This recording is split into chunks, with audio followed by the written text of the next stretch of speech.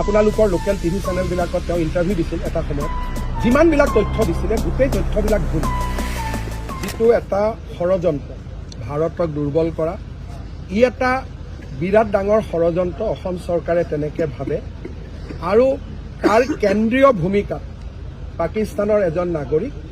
আৰু এগৰাকী ব্ৰিটিছ নাগৰিক জড়িত হৈ আছে চেণ্ট্ৰেল ৰোল যাক আমি আৰু ব্ৰিটিছ নাগৰিকগৰাকী এগৰাকী সংসদৰ পত্নী এই যিটো তদন্ত এই তদন্ত আৰু বহুত আগবাঢ়িব এবাৰ চেণ্ট্ৰেল গভৰ্ণমেণ্টৰ ওচৰত পালে কাৰণ আমাৰ ই এটা সীমিত কিন্তু সীমিতভাৱে যিমানখিনি আমি গোট খুৱাইছোঁ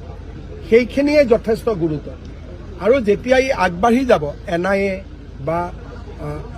আমাৰ IB বা CBI যেতিয়া ইয়াক হাতত ল'ব মই ভাবোঁ যে ই আৰু বহুত দূৰ আগুৱাই যাব এতিয়াতো আমি যিখিনি কৰিছোঁ মই ভাবোঁ 10% 90% ওলাবৰ কাৰণে বাকী আছে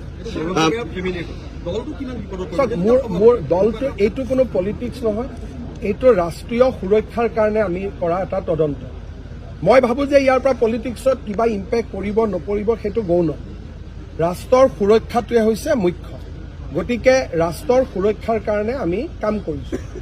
গৌৰৱ গগৈ ডাঙৰীয়াৰ 2-4টা বক্তব্য যেনেকৈ আপোনালোকৰ লোকেল টিভি চেনেলবিলাকত তেওঁ ইণ্টাৰভিউ দিছিল এটা সময়ত যিমানবিলাক তথ্য দিছিলে গোটেই তথ্যবিলাক ভুল যেনেকৈ মই দেখিছিলোঁ প্ৰশান্ত ৰাজগুৰুক তেওঁ এটা ইণ্টাৰভিউ দিছিল তাতে তেওঁ কি কৈছিলে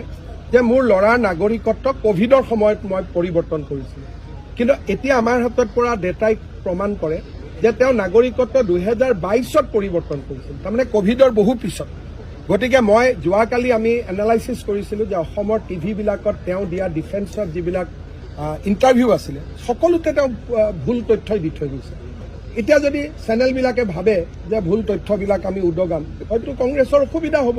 কিন্তু বোলে চেনেলবিলাকে যদি ভাবে যে ডাঙৰ মানুহৰ ল'ৰা পাপ কৰিলেও আমি একো নকওঁ বেলেগ কথা এইটো আপোনালোকৰ ওপৰত ডিপেণ্ড কৰিছে